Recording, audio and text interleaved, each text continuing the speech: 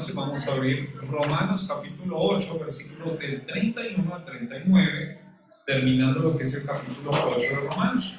Hoy no vamos a tener el tiempo normal que tenemos de oración, sino que vamos a tener primero el tiempo de mensaje y luego nos vamos a estar conectando vía Zoom con los hermanos de diferentes iglesias que están acá en Bogotá y fuera de Bogotá.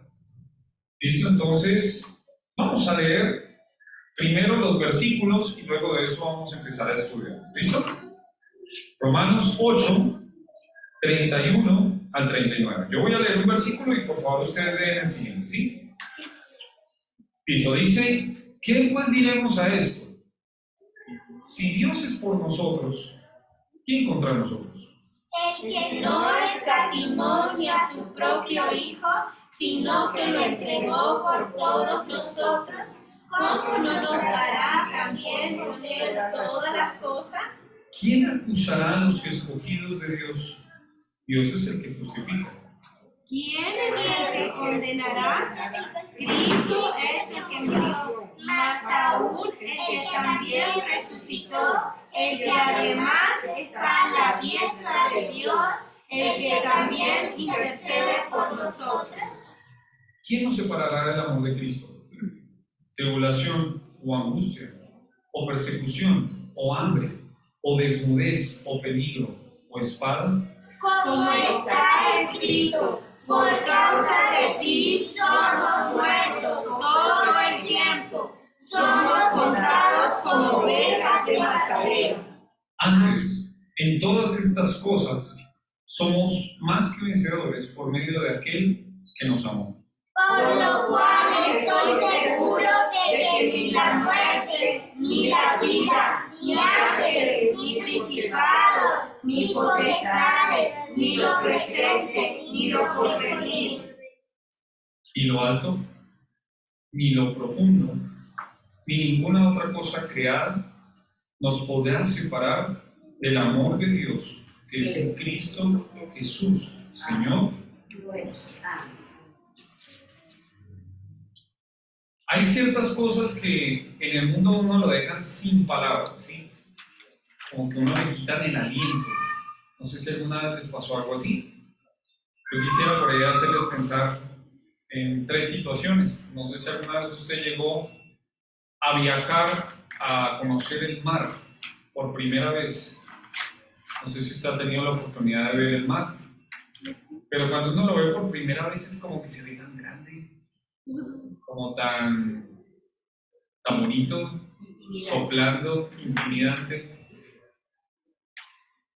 Supóngase cuando usted, si es que ha tomado un avión y mira por la ventana del avión, se ven las nubes y usted ahí encima de todo lo que está debajo. Imagínese por ahí si estaba en un concierto por ahí de música clásica en donde hay un montón de instrumentos, una orquesta sinfónica, y usted ahí escuchando y uno que se queda como que... Yo puse una noche estrellada, porque me acordé que una vez en la selva se ve interesante la noche, porque cuando usted está allá en la selva es como que brilla mejor las estrellas, la luna, y usted está ahí y es como que se ve más clarito todo, se ve muy bonito, y uno también se queda como que, wow, tremendo, qué lindo, ¿no? ¿Qué dice contra eso? Solo que hermoso, qué grande. Pero hoy no vamos a hablar acerca de la creación de Dios o algún concierto. Vamos a hablar acerca de lo que es Dios mismo, de quién es Dios y lo que Dios ha dicho. Y cómo el hombre queda como que, ¿y ahora qué digo? ¿Qué hago? Mire que la semana pasada estudiamos palabras raras. Yo les estuve ahí enseñando algunas palabras raras que las habíamos compartido. Era la palabra protesis, proginosco, proorizo, prototocos. Y uno se queda como que, ¿y qué digo? Bueno, no. Eran palabras que eran en griego, que hablaban acerca de lo que el Señor hace en la vida de una persona. ¿Sí?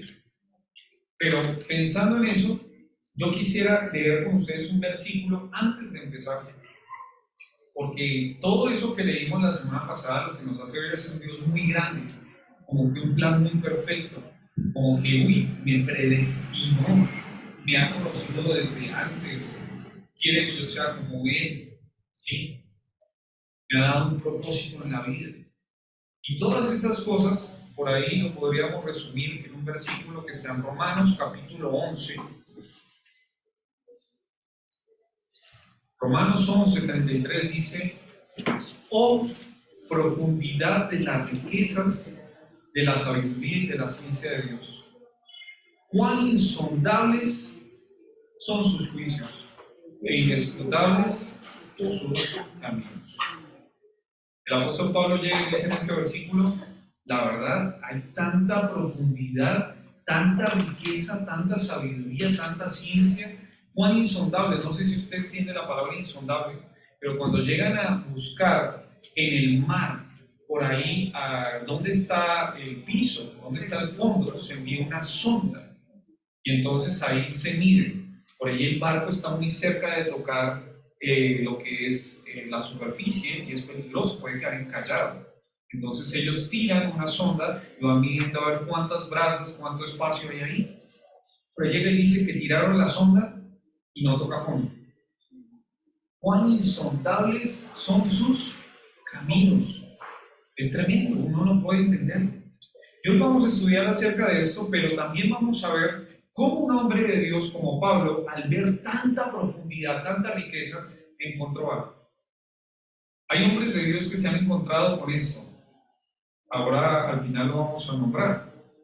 Pero Pablo, viendo la profundidad de Dios, las riquezas de Dios, lo que encontró fue promesas. Y hoy vamos a ver algunas promesas que él encontró al ver toda esta profundidad, toda esta riqueza, ¿sí? Y vamos a empezar en el versículo 31. Romanos 8:31. Vamos a ver 4 promesas que aparecen en la Escritura después de que Pablo se puso allí a reflexionar en lo que el Señor era, lo que el Señor hacía. 8:31. Primer versículo dice: ¿qué pues diremos a esto? Otra vez es como que Pablo queda como que, ¿y ahora qué digo? Si Dios es por nosotros, ¿quién contra nosotros? Y la primera promesa que yo le quisiera compartir a usted en esta noche es una promesa de victoria. En este pasaje llega y dice que si Dios está a nuestro favor, si Dios está en nuestro equipo, ¿quién nos va a ganar? Yo me ponía a pensar en un ejemplo para que ustedes puedan entender. Cuando yo estaba en el colegio, había un profesor que se llamaba Hugo Cadena. El profe Hugo era un hombre que era mucho más alto que cualquier otro profesor que había en el colegio. Pero no solo era alto, era fornido. Y no solo era fornido, sino que corría, te tiraba, jugaba re bien fútbol. Entonces, cuando uno pensaba en ganar un partido, uno pedía siempre si el profe Hugo podía jugar con nosotros. Era como victoria asegurada. Si el profe Hugo juega con nosotros, ganamos. Pero sabe, acá no es un hombre el que está, es Dios quien está. Dios con nosotros. Y vamos a leer unos versículos. Vamos a ir al libro de Números. Números capítulo 14. Números. Al principio de la Biblia, el cuarto libro dice Números, capítulo 14, versículo 9. ¿Sí? Número 14. 9. Dice: por tanto, no seáis rebeldes contra Jehová, ni temáis al pueblo de esta tierra, porque nosotros, miren lo que dice, los comeremos como pan, su amparo se ha apartado de ellos, y con nosotros está Jehová. No los temáis. Es victoria asegurada. ¿Les gusta comer pan? A algunos les gusta, hay otros que por ahí no. Pero la idea es pan comido, dicen por ahí. Esto es victoria asegurada. Cuando Dios está con nosotros, tenemos la victoria asegurada. ¿Quién contra nosotros? Miren un versículo más, Salmos capítulo 118. Salmos capítulo 118, versículo 6. Salmos 118, versículo 6.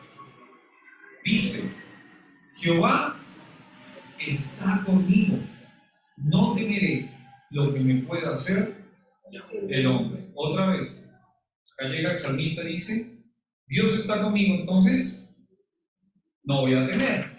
¿Por qué? Porque Él está conmigo. Y por más que un hombre me quiera hacer algo, no voy a temer en eso, no voy a temer lo que me pueda hacer el hombre.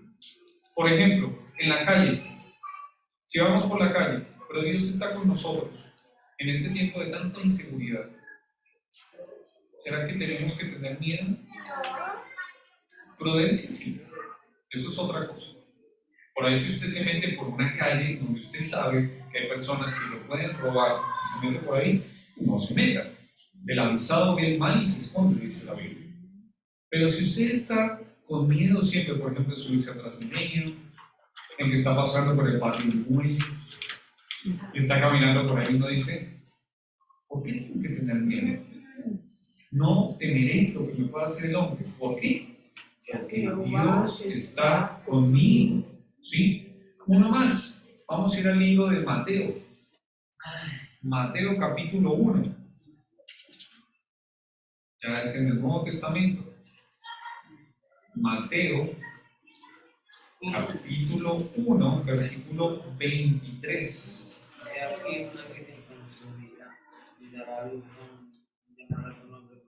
Muy bien. Veámoslo otra vez. Dice, he aquí una virgen concebirá y dará a luz un hijo y llamará su nombre Emmanuel. ¿Qué quiere decir Emmanuel? Dios con nosotros. Dios con nosotros. ¿Y a quién le pusieron Emmanuel? A Dios. A Jesús digo. El Hijo de Dios que vino a este mundo le pusieron un nombre que es Dios con nosotros. Casi nunca vemos en la palabra de Dios que se le diga Emmanuel, pero en realidad este era un nombre que también tenía el Señor Jesús. Jesús Emmanuel. Algo así. Jesús es Dios por nosotros. Si Jesús está conmigo, entonces, ¿quién contra mí? Y lo que podemos entonces concluir primero de este punto, la primera promesa que hemos visto es, ¿usted ya tiene a Jesús en su equipo? ¿Jesús ya está con usted? Porque si solo piensa en Jesús como aquel que está en su equipo, ahí sí va a poder ganar. La victoria está asegurada. ¿Y cómo llegó Pablo a esa conclusión? Cuando se puso a estudiar ese pasaje que leímos la semana pasada, cuando se puso a estudiar la palabra de Dios, se dio cuenta de que hay una promesa de victoria. La victoria está asegurada cuando Dios está. ¿Listo? Primera promesa. ¿Vale? La promesa de victoria. Segunda promesa. Vamos a leer el versículo 32. Versículo 32 de Romanos 8. Romanos 8, 32. La palabra de Dios dice, el que no escatimó ni a su propio Hijo, sino que lo entregó por todos nosotros, ¿cómo no nos dará también con él todas las cosas? La segunda promesa es una promesa de provisión. Provisión, ¿sí? ¿Por qué decimos esto? Si usted se fija en este pasaje, dice ahí la palabra de Dios, el que no escatimó ni a su propio Hijo. Hay cosas que uno llega y se guarda. Yo sé que, por ejemplo, los niños llegan y le dan por ahí algo que les gusta y entonces le dice a un amiguito que llega por ahí a la casa, ¿sabes? Puedes jugar con todo, pero con este no. ¿Sí? Este es mío. ¿Sí? Buenas noches, Normita. Este es mío, este yo no se lo presto. Pero la idea de no escatimar, por ejemplo, los juguetes sería, tranquilo, juega con todo, todo lo puedes tomar. Pero acá llega y dice, el que no escatimó aquí a su propio hijo. La idea es que él no negó a su hijo en lugar de nosotros.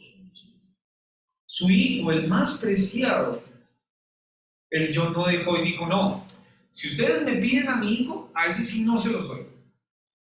Él no hizo eso.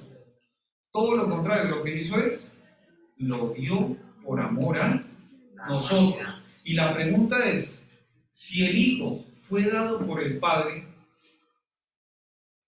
¿será que nos tenemos que preocupar por algo, por alguna necesidad?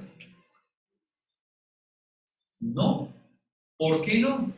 Porque si Él nos da lo más importante que es a su hijo, ¿por qué no nos va a dar también con Él todas las cosas?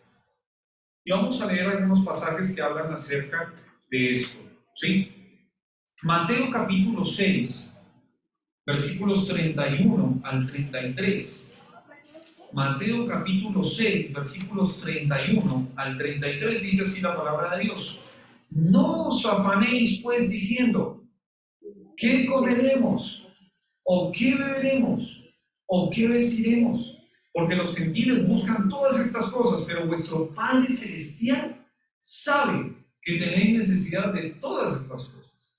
Mas buscad primeramente el reino de Dios y su justicia, y todas estas cosas os serán añadidas. ¿Cuántas veces usted se ha preocupado por lo que va a comer, por lo que va a vestir, por la casa que tiene que pagar? Nos preocupamos por muchas cosas, pero el Señor llega y dice, no te afanes, no te preocupes. Los gentiles, cuando habla de gentiles, habla acerca de una persona que no tenía conocimiento de Dios. Las personas en el mundo, en general, se preocupan por estas cosas. ¿Pero qué dice el Señor? No se afane, no se preocupe. Todo lo contrario, coloque a quién en primer lugar.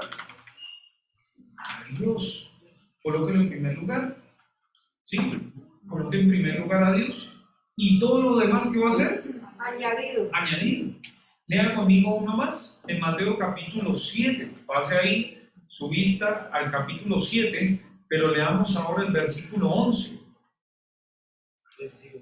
Pues si vosotros, siendo malos, sabéis dar buenas dádivas a vuestros hijos, ¿cuánto más vuestro Padre que está en los cielos dará buenas cosas a los que le piden? Si el Señor es mejor que su papá o que usted que tiene hijos, hagamos la pregunta otra vez, ¿no? ¿Será que Dios es mejor que mi papá? Amén. ¿Será que Dios es mejor que mi mamá? Amén. ¿O de alguna de ustedes que es madre es mucho mejor Dios? Claro que sí. ¿Sabe? Cuando usted llega a tener un hijo que le llega a la casa con hambre, yo sé que muchos de ustedes por ahí le preparan que el arrocito, y que el huevito, y que la sopita, y si es necesario van y le compran algo porque no hay en la casa. Y uno dice, pues eso uno espera de un papá, ¿no? Pobre hijo ahí con la panza que le ruge, llega y el papá le suple una necesidad. Ahora piensen en el Señor. ¿Cuánto más no hará vuestro Padre Celestial? Si los padres que están en este mundo hacen estas cosas, ¿cuánto más no hará el Padre perfecto, el Padre bueno? Por lo tanto, acá en Romanos capítulo 8, el apóstol Pablo llega a la conclusión de que viendo la gloria de Dios, viendo esa palabra de Dios, entendiendo quién es Dios, llega y dice, tengo una promesa de provisión, porque Dios, Él se compromete conmigo a ser mi Padre, que me suple de mis necesidades. Algo para poder tener en cuenta, ahí no está diciendo de que usted no tenga que trabajar o no tenga que esforzarse. Hay una frase que dice, haz todo lo que dependa de ti, sabiendo que todo depende de Dios. El Señor quiere que usted se ocupe, pero en la medida en que usted se ocupe y que haga lo que le corresponde a usted, el Señor se compromete con usted a que usted no le va a faltar nada. Y en esto no queremos decir de que no, entonces si no tengo un carro, entonces Dios falló a su promesa. No, No, es que no tengo una casa, entonces Dios falló su promesa. No, la Biblia dice teniendo sustento y abrigo, estemos contentos con esto. El Señor se compromete con usted, siendo su Padre, a que usted va a tener lo necesario para cada día. ¿Sí? ¿Qué promesa tan tremenda? El Hijo de Dios puede estar tranquilo. Hay un versículo que ahorita no recuerdo la cita, que el salmista decía: he vivido muchos años, no he visto justo desamparado, ni de su descendencia que me diga mal. Eso dice la palabra de Dios. Una promesa. Es una promesa.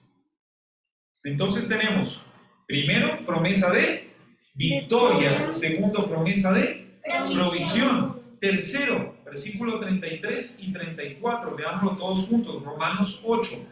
Romanos 8, 33 y 34. Dice la palabra de Dios: ¿quién acusará a los escogidos de Dios? Dios es el que justifica. ¿Quién es el que condenará? Cristo es el que murió, más aún el que también resucitó, el que además está a la diestra de Dios, el que intercede por nosotros. Tercera promesa, la promesa del perdón. Promesa de perdón. ¿Cómo así? Miren lo que dice el versículo. ¿Quién acusará a los escogidos de Dios? La idea de escogido de Dios tiene que ver con aquellos que han confiado en Jesús como su Salvador. Aquellos que han recibido el llamado y ellos tomaron ese llamado como propio. Ellos hicieron caso a ese llamado. Aquellos que han escuchado de que Cristo murió por ellos y que resucitó al tercer día y creyeron y confiaron en Jesús como su Salvador. Esos son los escogidos. Y ahí llega y dice: ¿quién acusará a los escogidos de Dios? ¿Quién le va a hacer usted señalarle con el dedo y decirle: ¿sabe qué? Yo le puedo acusar a usted de algo? Ahí llega y dice: no hay. Aunque en este mundo podamos recibir acusaciones, hay uno que lo ha quitado a usted legalmente de cualquier acusación. Y ese es Dios. ¿Y cómo lo hizo?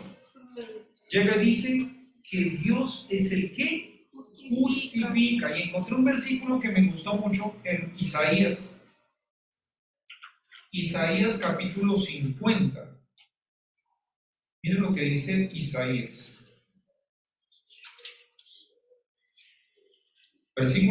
Capítulo 50, perdón, versículos 8 y 9. Dice: he aquí que Jehová el Señor me ayudará.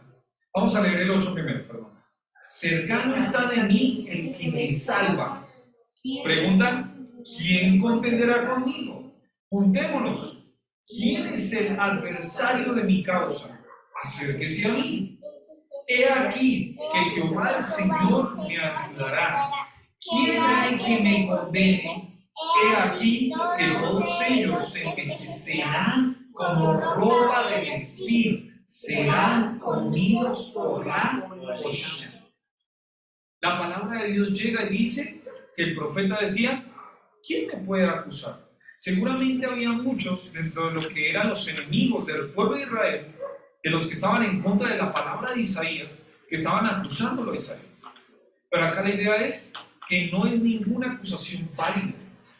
Usted llega y puede decir: ¿sabe qué es verdad? Por ejemplo, si usted fue una persona mala antes de conocer a Cristo, si fue una persona mentirosa, grosera, desobediente, cuando usted conoció a Cristo, dice la palabra de Dios: el que está en Cristo, nueva criatura es. ¿Usted fue eso? Sí. Pero puedo decir ahora: Dios es el que me justifica. Lo que era antes, Cristo lo pagó. Si usted se fija en el versículo siguiente, en Romanos capítulo 8, decían: ¿quién es el que condenará? Cristo es el que murió. Cristo murió por mí. Usted puede decirle a alguna persona que llegue y le diga eso: ¿sabe qué es verdad? Yo fui, pero ¿sabe qué? Cristo murió por mí. Incluso Miren lo que dice en Apocalipsis. Me gusta mucho este de Apocalipsis. Apocalipsis capítulo 12, versículos 10 y 11. Apocalipsis 12, versículos 10 y 11, dice: entonces oí una gran voz en el cielo que decía: ahora ha venido la salvación, el poder y el reino de nuestro Dios, la autoridad de su Cristo, porque ha sido lanzado fuera el acusador de nuestros hermanos, el que los acusaba delante de nuestro Dios día y noche. Y miren lo que dice el versículo 11. Y ellos le han vencido por medio de ¿qué? De la sangre del Cordero y de la palabra del testimonio de ellos, y menospreciaron sus vidas hasta la muerte. La palabra de Dios llega y dice que es verdad. Había uno que me acusó, el acusador de los hermanos, Satanás. Satanás estaba allí con su dedo acusándole de día y de noche. ¿Pero cómo lo vencieron? Por la sangre de Cristo. Por la sangre del Cordero. La sangre de Cristo llegó ante Satanás y le dice: ahora mire, Satanás, es verdad, él tenía todo esto en su contra, pero Cristo ha pagado por él. Ya no hay condenación. Y el que murió, no solo murió, sino que también resucitó y está sentado ahí a la diestra del Padre. ¿Y sabe qué está haciendo allá? Versículo en Romanos 8 dice que intercede.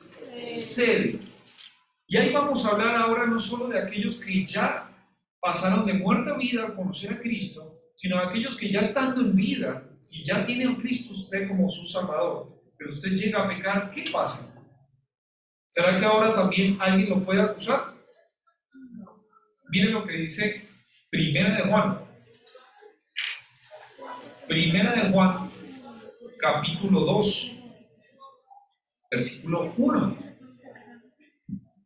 Primera de Juan, casi al final de la Biblia, capítulo 2, versículo 1, dice: hijitos míos, estas cosas os escribo para que no pequéis. Pero mire ahí cómo se abre, como las comillas: y si alguno hubiere pecado, abogado tenemos para con el Padre a Jesucristo el justo.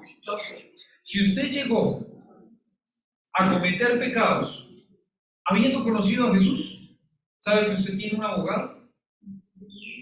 Abogado tenemos para con el Padre a Jesucristo el justo.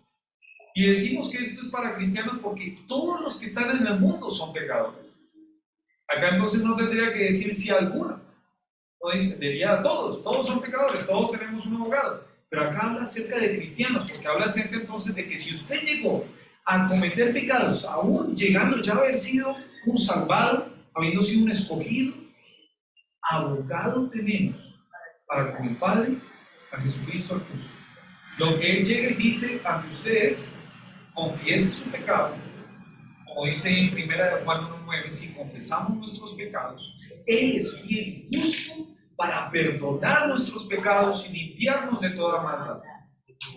Cualquiera de los que está aquí puede cometer pecados.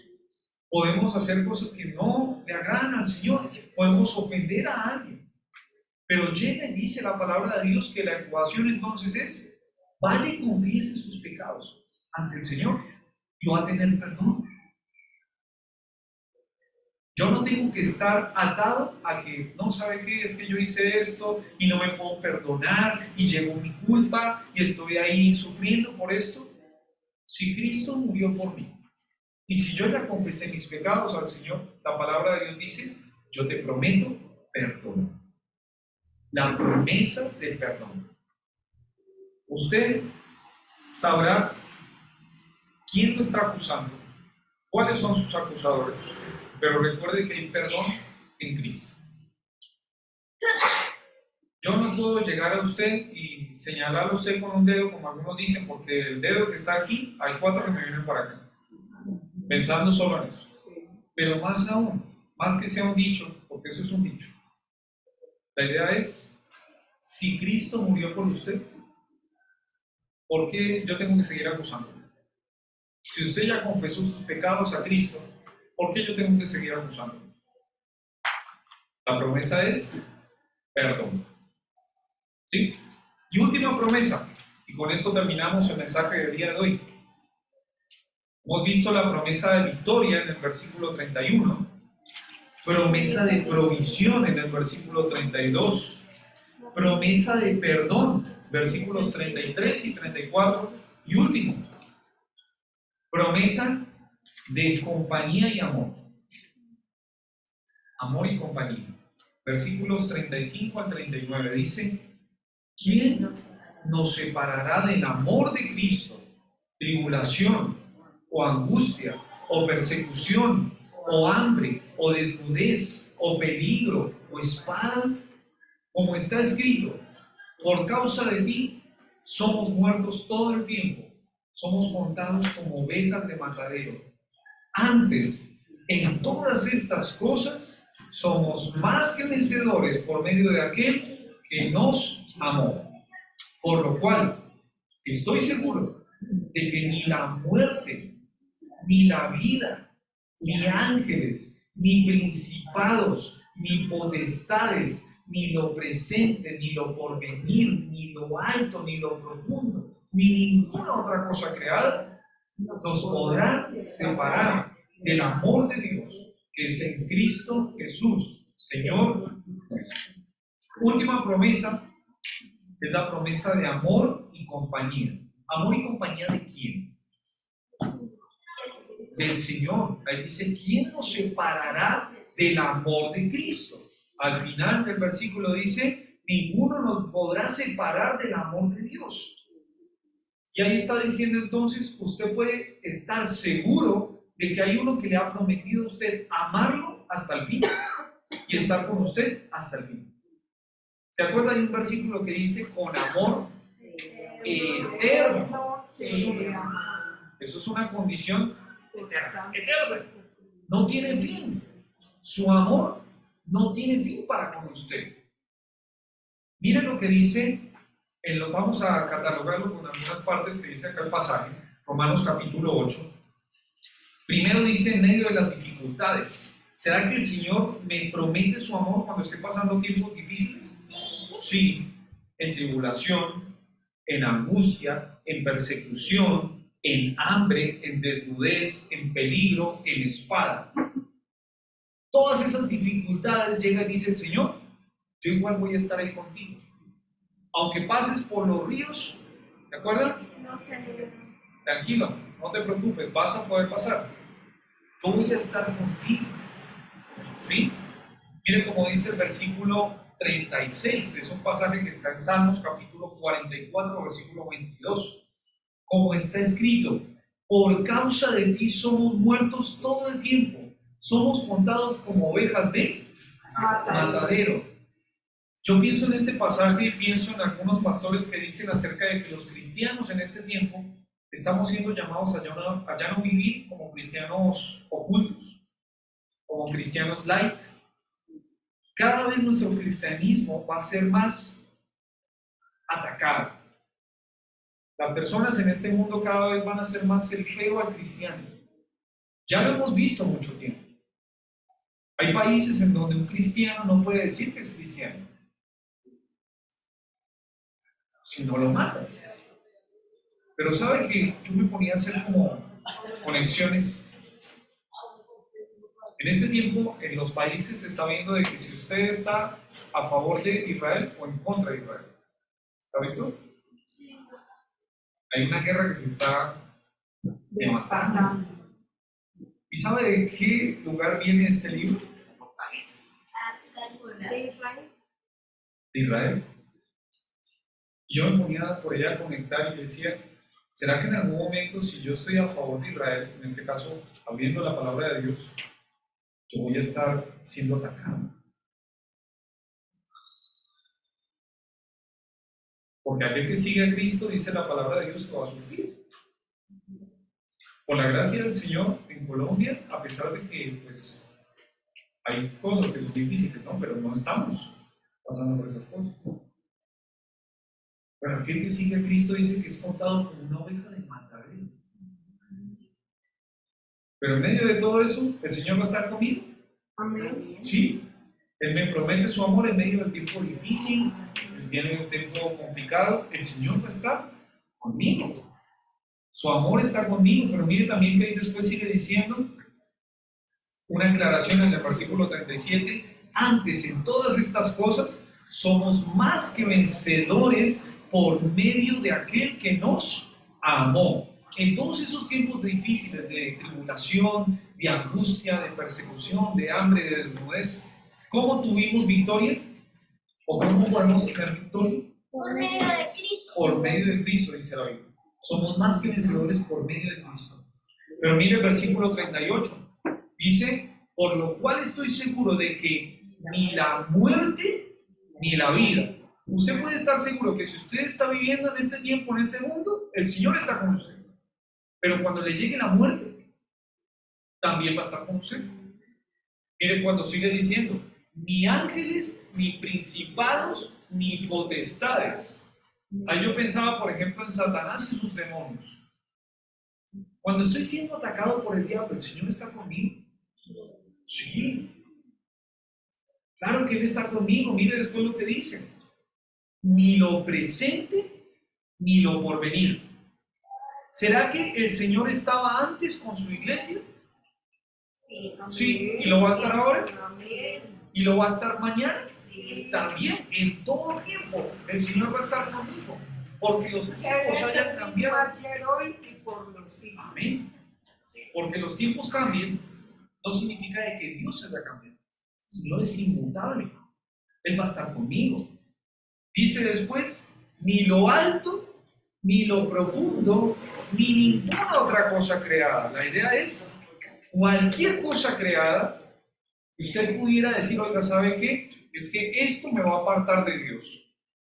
Y pensaba, por ejemplo, para hacerlo práctico, una persona creada, por ahí que esté cerca a usted, esposo, familiar, hijos, le bendice, en medio de todo eso, ni siquiera eso le puede separar a usted del amor de Dios, que es en Cristo Jesús.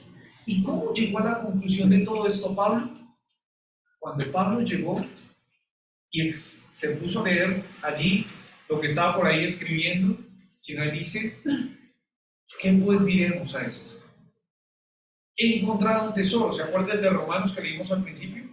Oh, profundidad de las riquezas, de la sabiduría de Dios, cuán insondables son sus caminos. Alto es, no lo puedo comprender. Se quedó callado Pablo y dijo, mire todo lo que ha aprendido leyendo la palabra. Y entonces yo tengo acá algunas conclusiones. ¿Usted está reflexionando en la palabra de Dios? Se queda usted por ahí leyendo un versículo un buen tiempo y de repente llega como que entendí, comprendí algo, mira, acá hay una promesa para mí. Dios me está diciendo y me está prometiendo algo a mí. Pero eso solo va a ocurrir cuando usted empieza a contemplar a Dios. ¿Se acuerda como decíamos al principio? Como cuando uno se queda callado viendo el mar. Cuando de repente estaba por ahí usted en el vuelo y miró las nubes que estaban debajo, se queda usted sin palabras. Así debe ser mi contemplación de Dios. Y yo vea al Señor y diga, Señor, me quedo sin palabras, pero mire, algo aprendí hoy día. Y uno más, en cuanto a conclusión, dos más. Al reflexionar en su palabra, usted va a encontrar promesas de Dios para usted. Cuando usted lea la Biblia, usted va a encontrar promesas. La palabra de Dios no solo es informativa, es personal. Dios le va a hablar. Y hay un pasaje en el libro de Apocalipsis, capítulo 1, versículo 17, que el apóstol Juan, cuando estaba allí recibiendo la revelación del libro de Apocalipsis, ¿sabe qué pasó? En el versículo 17 dice, cuando le vi, caí como muerto. Callado. ¿Qué puedo decir? Entonces, le animo en este día a que usted contemple a Dios, contemple su palabra, contemple todo lo bueno que es Él y que recuerde las promesas que Dios ha dado para su vida. Dios ha dado promesa de victoria, Dios ha dado promesa de provisión, Dios ha dado promesa de perdón y Dios ha dado promesa de amor y compañía. Dios promete y lo que Él promete, Él lo cumple. Amén. Vamos a terminar. Padre Celestial, gracias damos, Señor, por este tiempo. Gracias, Señor, porque su palabra es preciosa, es viva, es eficaz, es personal. Y en este momento hemos podido darnos cuenta de todas estas cosas ahí leyendo su palabra. Damos gracias, Señor, porque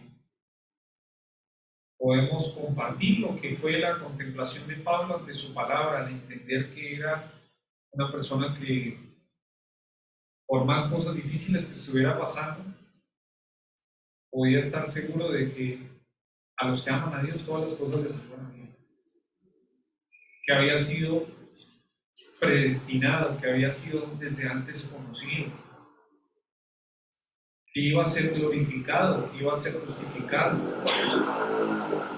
Y todo esto lo llevó a él a escribir lo que escribió después.